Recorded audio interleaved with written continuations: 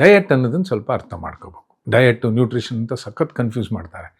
Diet ಅಂತ definition ಹೇಳಬೇಕು ಅಂದರೆ region specific, ethnic specific food. What is diet? Region specific, ethnic specific food. Region specific, ಮಂಡ್ಯದಲ್ಲಿ ಇಟ್ಟು ತಿನ್ನಬೇಕು, ಡೆಲ್ಲಿಗೆ ಹೋಗ್ಬಿಟ್ಟು ಇಟ್ಟು ತಿನ್ನು ಅಂದರೆ ಕಷ್ಟ ಆಗುತ್ತೆ, ಚಪಾತಿ ಅಂದರೆ ತಿಂತಾರೆ. ಸೊ ರೀಜನ್ ಸ್ಪೆಸಿಫಿಸಿಟಿ, ಅಲ್ಲಿ ಏನು ಸಿಗುತ್ತೋ ಅದನ್ನು ಹೇಳ್ಕೊಡ್ಬೇಕು.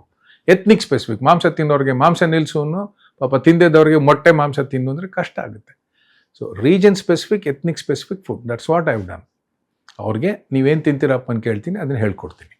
ಆಮೇಲೆ 3 ಕ್ವೆಶ್ಚನ್ ಆನ್ಸರ್ ಅಂತ ಹೇಳ್ಕೊಡ್ತೀನಿ. ನೀವೇ 3 ಪ್ರಶ್ನೆ ಮಾಡ್ಕೊಳ್ಳಿ, ನೀವೇ ಉತ್ತರ ಕೊಟ್ಕೊಳ್ಳಿ. ಮೊದಲನೇದು ಯಾವಾಗ ತಿನ್ನಬೇಕು, ಎರಡನೇದು ಏನು ತಿನ್ನಬೇಕು, ಮೂರನೇದು ಎಷ್ಟು ತಿನ್ನಬೇಕು. ಯಾವಾಗ ಏನು ಎಷ್ಟು ಈಸಿನಾ? ಜೋಕ್ ಮಾಡುವೆ ಮುಂಚೆ, ಇವಾಗಿಲ್ಲ, ವಯಸ್ಸಾಯಿತು ಎಲ್ಲ ಮಾಡಬಾರ್ದು ಅಂತ.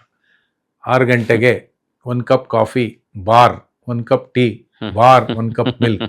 8 ಗಂಟೆಗೆ 4 ಇಡ್ಲಿ ಬಾರ್, 2 ದೋಸೆ ಬಾರ್. ಹಿಂಗೆ ಬರ್ಕೊಂಡು 7:30 ಬಾರ್ ಅಂದರೆ 8 ಗಂಟೆಗೆ ಬಾರ್ಗೆ ಹೋಗ್ಬಿಡ್ತಾರೆ ಅಂತ ರೇಕ್ಸಿವೆ. ಹೋಗ್ಬೇಡ, ಅಯ್ಯೋ ಕನ್ಫ್ಯೂಷನ್ ಅಪ್ಪ, ಬಾರ್ನಲ್ಲಿ ಕೊಡಿದ್ರೆ ಸರಿ ಹೋಗ್ಬಿಡ್ತೇವೆ. ಅದು ಮಾಡಬಾರ್ದು.